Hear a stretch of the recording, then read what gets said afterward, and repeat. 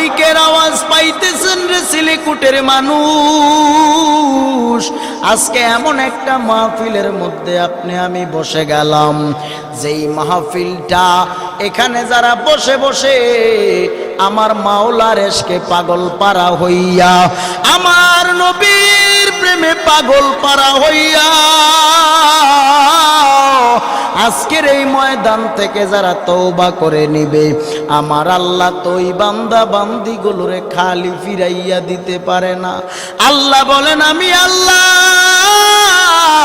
জিন এবং ইনসান বানাইলাম ইল্লা লিয়াবুদুন,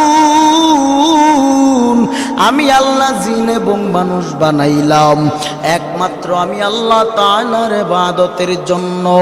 এরে ও মুসলমান, ও সুন্নি আশিক রাসূলের দল,